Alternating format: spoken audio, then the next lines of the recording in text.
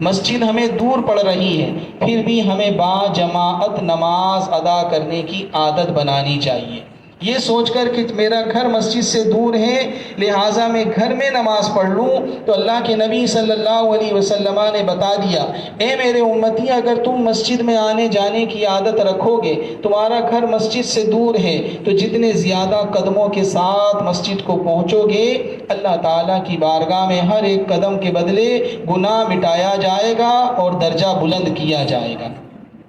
دوسرا مطلب اس حدیث رسول صلی اللہ علیہ وسلم کا کہ زیادہ قدموں کے ساتھ مسجد آیا کرو، مفسرین اور شارحین فرماتے ہیں کہ مسجد میں آتے ہوئے چھوٹے چھوٹے قدموں کے ساتھ آؤ۔ اپنے قدموں کے درمیان فاصلہ طویل رکھنے کے بجائے برابر رکھو۔ ایسا کب ہوگا؟ جب ہم وقت سے پہلے مسجد میں آئیں گے۔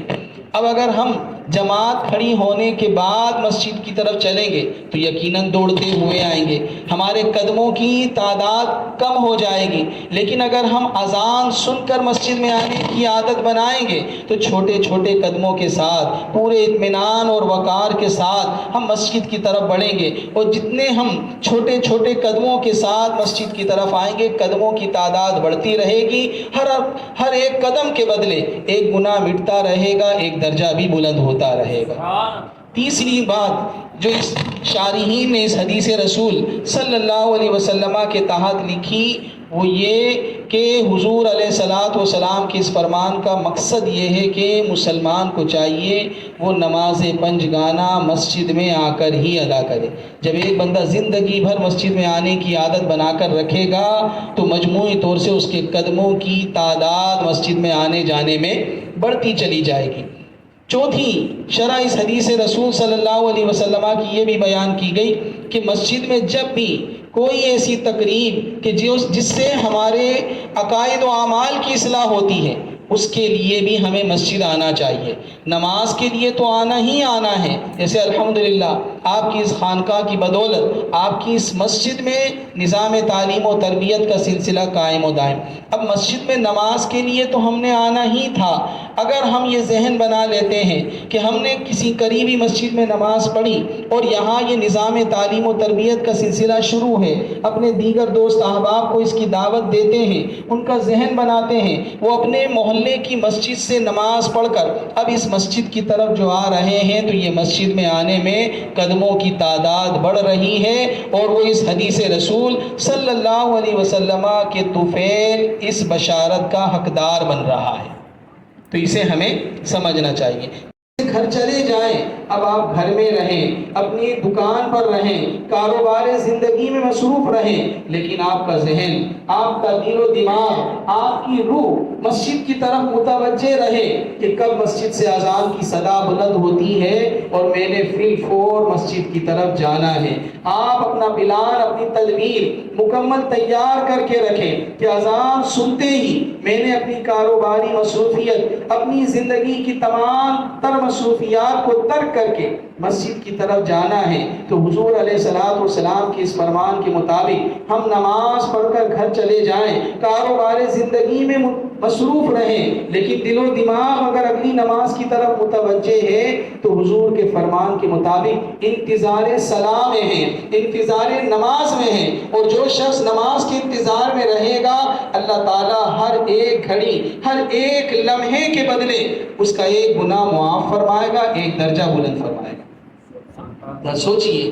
آپ فجر کے بعد ظہر کی نماز کے منتظر ہیں، ایک طویل ٹائم ہے، اس عرصے میں آپ نماز ظہر کا انتظار کر رہے ہیں، کاروبار زندگی بھی جاری ہے لیکن ذہن لگا ہوا ہے کہ ظہر کا وقت کب شروع ہوگا، مسجد میں جانا ہے۔ تو یہ سارے لمحات اب قدموں کے بدلے نہیں بلکہ جتنے لمحات، جتنی گھڑیاں، جتنے سیکنڈ گزر رہے ہیں اور ہمارا دل و دماغ اور ذہن مسجد کی طرف متوجہ ہے، نماز کی طرف متوجہ ہے، اس کی بدولت اللہ کے نبی صلی اللہ علیہ وسلم کے فرمان کا مطلب یہ بنتا ہے ہر ایک لمحے کے بدلے ایک گناہ بھی مٹایا جائے گا اور ایک درجہ بھی بلند کر دیا جائے گا۔ آخر میں حضور نے فرمایا فذالکم الرباط، یہ تو بالکل ایسا ہے تمہارے حق میں جیسے کہ تم سرحدوں کی حفاظت پر مامور ہو۔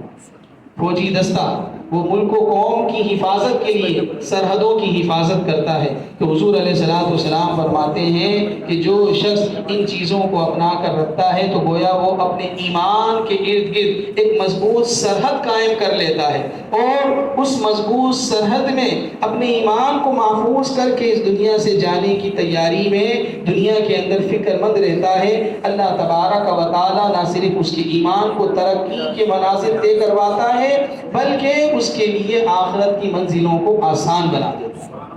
تو لہٰذا ہمیں وضو اور وضو کے بعد آنے والے مراحل یعنی نماز اور نماز کے دیگر معاملات، ان سب کو سیکھنا، سمجھنا، اس کی اہمیت سے آگاہ ہونا بہت ضروری ہے۔ ایک اور حدیث مبارک میں اللہ کے نبی صلی اللہ علیہ وسلم نے ارشاد فرمایا کہ جب بندہ مومن وضو کرتا ہے، کلی کرتا ہے، تو اللہ تبارک و تعالیٰ وضو میں کلی کی بدولت اس کے منہ کے سارے گناہ دور کر دیتا ہے۔ اب اس زبان سے ہم گالی دیتے ہیں، چغلی کرتے ہیں،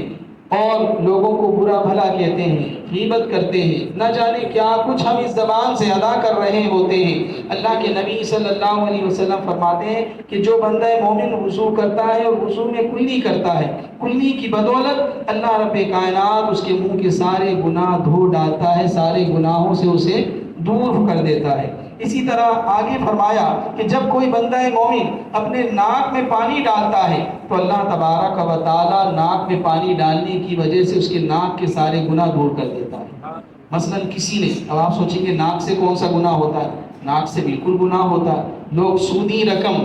حرام کی رقم کماتے ہیں، اور جب وہ بہت زیادہ کیش رقم ان کے ہاتھوں میں آتی ہے تو وہ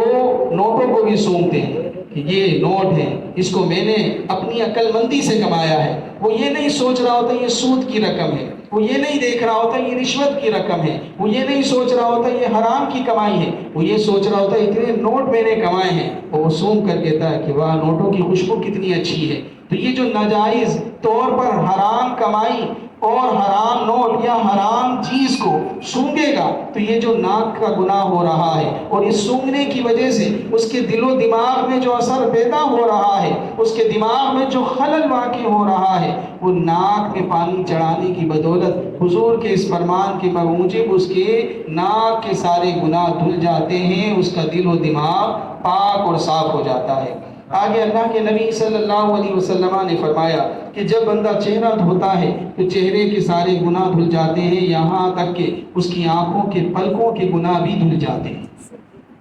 پلکوں کے گناہ تک بھی اللہ تبارک و تعالیٰ دور فرما دیتا ہے۔ اور جب کوئی شخص اپنے ہاتھوں کو دھوتا ہے، حضور فرماتے ہیں اس کے ہاتھوں کے حتیٰ کہ اس کے ناخنوں تک کے سارے گناہ دھل جاتے ہیں۔ جب کوئی شخص اپنے سر کا مسح کرتا ہے، حضور علیہ الصلوۃ والسلام فرماتے ہیں اس کی سر کی ساری خطائیں دور ہو جاتی ہیں، یہاں تک کہ اس کے کان کے گناہ بھی جھڑ جاتے ہیں۔ اس کان کا استعمال ہم جس طرح بھی کرتے ہیں، حضور علیہ الصلوۃ والسلام کے فرمان کے مطابق وضو کرنے والے کو اللہ تبارک و تعالیٰ گناہوں سے پاک و منزہ فرما دیتا ہے۔ حضور علیہ الصلوۃ والسلام نے فرمایا کہ جب کوئی شخص اپنے پاؤں دھوتا ہے تو اس کے پاؤں کی ساری خطائیں بھی دور ہو جاتی ہیں، یہاں تک کہ پاؤں کے ناخنوں تک سے بھی اگر کوئی گناہ سرزد ہوا تھا اللہ تعالیٰ وہ گناہ بھی معاف فرما دیتا ہے۔ اس کے آخر میں اللہ کے نبی صلی اللہ علیہ وسلم فرماتے ہیں کہ اگر ایک بندہ مومن وضو سنن و آداب کے ساتھ کرتا ہے، فرائض و ارکان کو اچھی طرح ادا کرتا ہے، حضور فرماتے ہیں کہ وضو کی یہ فائدے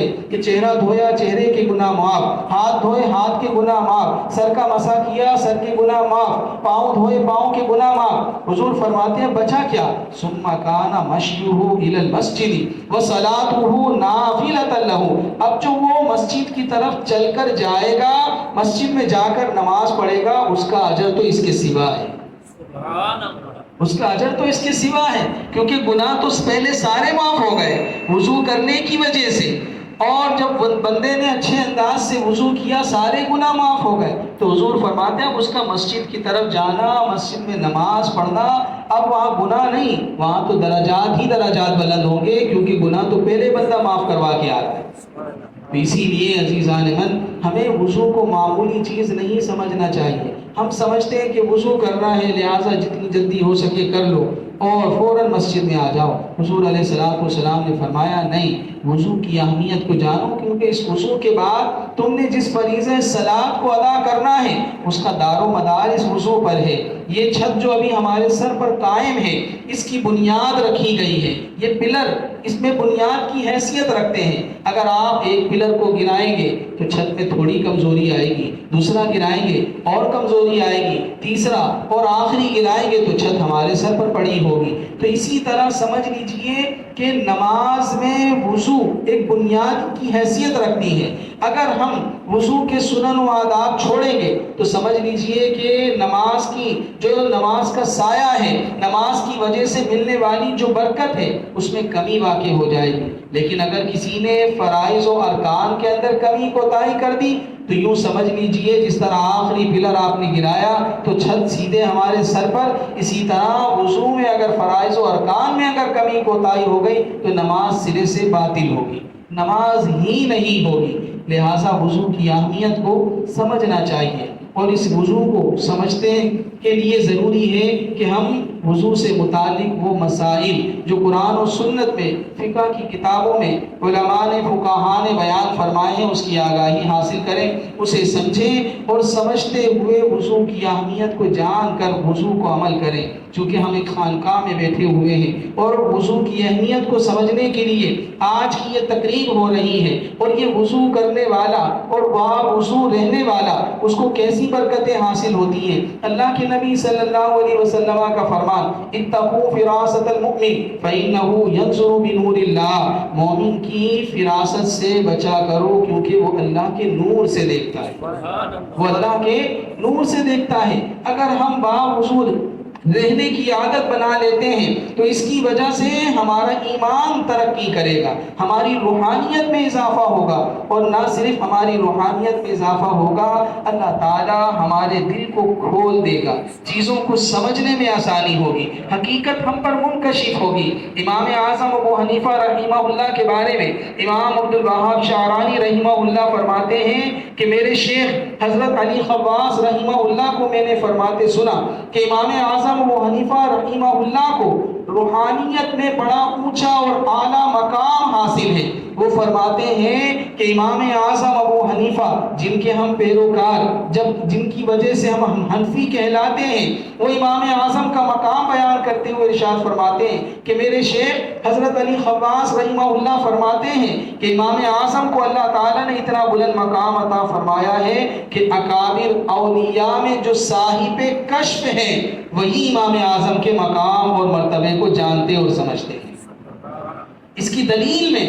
جو چیز وہ پیش کرتے ہیں اس کا تعلق وضو سے ہے۔ وہ فرماتے ہیں کہ امام اعظم ابو حنیفہ رحمہ اللہ کو اللہ تعالیٰ نے ایسی بصیرت عطا کر رکھی تھی کہ جب بھی کوئی شخص آپ کے سامنے وضو کرتا، پیچھے ہم نے حدیث سنی کہ جب ہم وضو کرتے ہیں تو گناہ جھڑتے ہیں، چہرہ دھوتے ہیں چہرے کے گناہ جھڑتے ہیں، ہاتھ دھوتے ہیں ہاتھ کے گناہ جھڑتے ہیں، سر کا مسح کرتے ہیں سر کے گناہ جھڑتے ہیں، پاؤں دھوتے ہیں پاؤں کے گناہ جھڑتے ہیں۔ امام علی خواص رحمہ اللہ فرماتے ہیں امام اعظم ابو حنیفہ رحمہ اللہ کو اللہ تعالیٰ نے ایسی بصیرت عطا کر رکھی تھی کہ جب بھی آپ کسی وضو کرنے والے کو دیکھتے تو اس کے وضو کے پانی کے ساتھ گناہ صغیرہ گر رہا ہوتا، گناہ کبیرہ گر رہا ہوتا، یا کوئی مکروہ فعل جو اس نے کیا ہے اس کی ناپاکی جھڑ رہی ہوتی تو امام اعظم کو آنکھوں سے وہ گناہ دکھا کرتا تھا، آنکھوں سے وہ گناہ دکھا کرتا تھا۔ اسی لیے مذہب احناف میں امام اعظم ابو حنیفہ رحمہ اللہ کا فتویٰ یہ ہے کہ وضو کا مستعمل پانی ایک قول کے مطابق نجاست غلیظہ ہے، نجاست غلیظہ۔ انشاءاللہ جب ہم آگے پڑھیں گے تو یہ مسائل سمجھ میں آئیں گے۔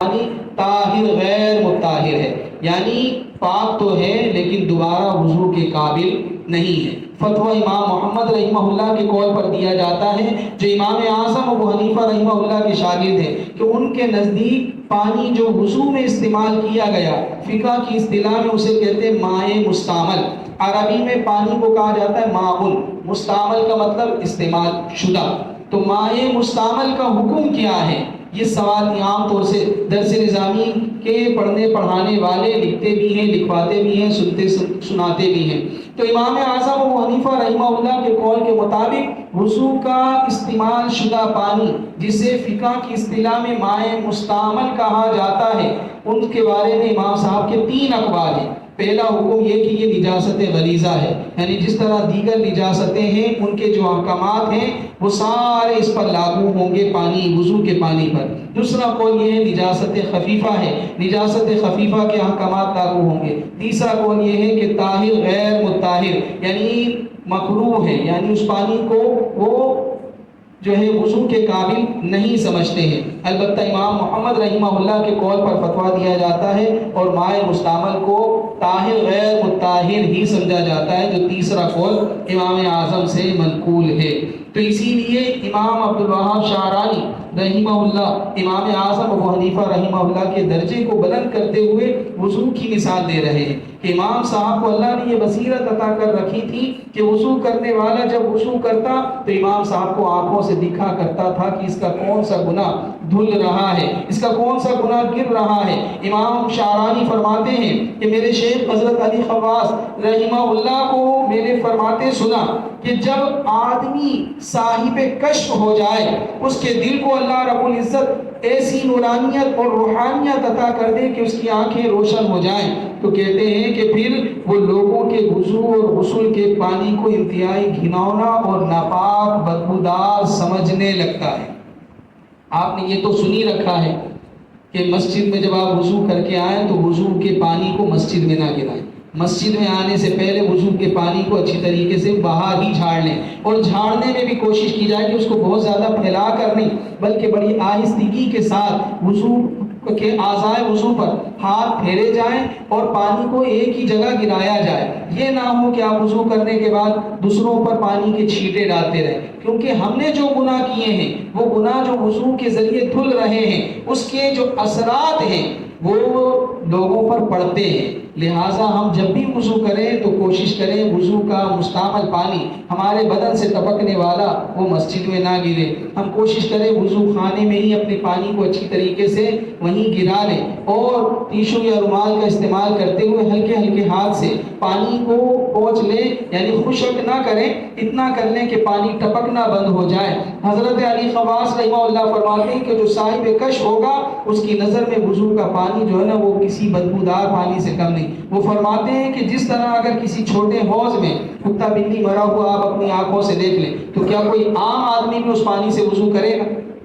وہ فرماتے ہیں یہی حال بزرگوں کے لیے باعث اذیت بن جاتی ہے۔ اگر مسجد میں وضو خانے پر نل نہ لگا ہو بلکہ پانی کا حوض بنایا ہوا ہو، جیسے کہ عام طور سے بڑی مسجدوں میں ہوتا ہے، میمن مسجد میں چلے جائیں جہاں انہوں نے وضو کے لیے نل کا انتظام کیا، وہاں پر بڑا تالاب بھی بنایا ہوا ہے۔ اب اس تالاب اگر مسجد میں صرف وضو کے لیے تالاب ہی موجود ہو تو جو صاحب کش بزرگ حضرات ہیں ان کے لیے وضو کرنا مشکل ہو جاتا ہے، کیونکہ اس تالاب میں ہر ایرا غیرہ آ کر ہاتھ ڈال رہا ہے اور وضو کر رہا ہے، اور اس کے وضو کی وجہ سے جو گناہ جھڑ رہے ہیں وہ اس پانی میں شامل ہو رہے ہیں۔ تو حضرت علی خواص رحمہ اللہ فرماتے ہیں جس طرح کوئی عام آدمی چھوٹے حوض میں کتے بلی کو مرا ہوا دیکھ کر اس پانی سے گن کھاتا ہے، بزرگ حضرات صاحب کشف حضرات ایسے تالاب سے وضو کرنے سے گریز کرتے ہیں کہ جہاں گناہگار لوگ آ کر وضو کرتے ہیں۔ یعنی ہمیں پتہ بھی نہیں چلتا کہ ہمارے گناہوں کی وجہ سے بزرگوں کو، صاحب کشف حضرات کو کتنی اذیت، کتنی تکلیف ہو رہی ہوتی ہے۔ ہمیں اس کا بھی احساس کرنا چاہیے، اپنے آپ کو گناہوں سے بچانا چاہیے۔ امام اعظم ابو حنیفہ رحمہ اللہ کے بارے میں آتا ہے، آپ مسجد میں تشریف فرما ہوئے، آپ نے دیکھا کہ ایک لڑکا، ایک نوجوان وہ وضو کر رہا ہے، تو آپ نے فرمایا یا ولدی تب ان حقوق الوالدین، اے لڑکے اپنے ماں باپ کی نافرمانی سے توبہ کر لیں۔ اب یہ امام صاحب کو کیسے پتا چلا کہ یہ لڑکا اپنے ماں باپ کا نافرمان ہے؟ حتیٰ کہ امام صاحب تو اس کو ایک نیک عمل کرتے دیکھ رہے ہیں، وہ وضو کر رہا ہے، مسجد میں آیا ہوا ہے، نماز پڑھنے کا ارادہ رکھتا ہے، لیکن امام صاحب نے دیکھا تو فرمایا اے بچے، اے لڑکے، ماں باپ کی نافرمانی سے توبہ کر لے۔ بچہ فوراً سمجھ گیا کہ یہ صاحب کشف ہیں، اللہ نے ان کی نگاہوں کو روشن کر رکھا ہے، میں ابھی ابھی جو اپنے ماں اور باپ کے ساتھ الٹی سیدھی باتیں کر کے آ رہا ہوں، ان کا دل دکھا کر آ رہا ہوں، وہ میں نے اگرچہ گھر کی چار دیواری میں چھپ کر کیا، امام صاحب کو کسی نے بتایا نہیں، لیکن ان کو اللہ نے وہ بصیرت دی کہ میں نے جب وضو کیا تو وضو کے گرتے پانی کو دیکھ کر وہ سمجھ گئے کہ میں نے کون سا گناہ کیا ہے۔ اس سے آپ اندازہ لگائیے کہ اس کی وجہ سے ہمیں کتنی پریشانیوں کا سامنا ہوتا ہے۔ لہٰذا صاحب کشف حضرات کو ہم تنگ نہ کریں۔ ہم خانقاہ میں ہیں نا، تو یہاں کس کو اللہ نے آنکھیں دی ہیں ہمیں نہیں پتا، تو ہم اپنی طرح ایک دوسرے کو سمجھتے ہیں، ہم سمجھتے ہیں جیسے ہمیں ویسے، ایسا نہیں ہے۔ ہمیں دوسروں کے بارے میں حسن ظن رکھنے کا حکم ہے، اور پھر خانقاہی نظام میں ہے تو اللہ نے کس کی آنکھیں کتنی روشن کی اس کا ہمیں اندازہ نہیں۔ اسی طرح امام صاحب نے ایک کو دیکھا کہ وہ زنا کر کے آیا، وہ پانی وہ تو وضو ہی کر رہا تھا، امام صاحب نے فوراً فرمایا اے بندے خدا زنا سے توبہ کر۔ وہ بندہ فوراً گھبرا گیا، اس نے کہا حضور میں توبہ کرتا ہوں۔ اسی طرح امام صاحب نے ایک کو دیکھا وضو کرتے ہوئے، فرمایا اے بندہ خدا شراب کی عادت چھوڑ دے اور گانے باجے سننے سے گریز کر۔ اس نے کہا حضور آپ کو کیسے پتہ چلا؟ آپ نے فرمایا بس توبہ کر، تو اس نے کہا میں توبہ کرتا ہوں۔ تو عزیزان من، اصل بات جو بتانے کی تھی آج کے درس میں وہ یہ کہ وضو کوئی معمولی امر نہیں ہے۔ امام اعظم کو نظر آ رہا ہے کہ بندوں کے گناہ کس طرح وضو سے جھڑ رہے ہیں، اور حضور کا فرمان اس بات پر شاہد ہے کہ وضو کی بدولت انسان کے گناہ دھل جاتے ہیں۔ لہٰذا وضو کی اہمیت کو سمجھتے ہوئے وضو کے سنن و آداب جو انشاءاللہ اگلی نشست میں آپ کو بتائے جائیں گے اور اس کی اہمیت سے بھی آگاہ کیا جائے گا، تو اسے آپ ذہن نشین کیجیے اور وضو اچھے انداز سے کرنے کی عادت بنائیے تاکہ فریضہ صلاۃ ادا کرنا ہمارے لیے آسان ہو اور اس کی برکات، اس کی نورانیت، اس کی روحانیت ہمیں حاصل ہو۔ آمین بجاہ النبی الکریم وما علیہ الا البلاغ۔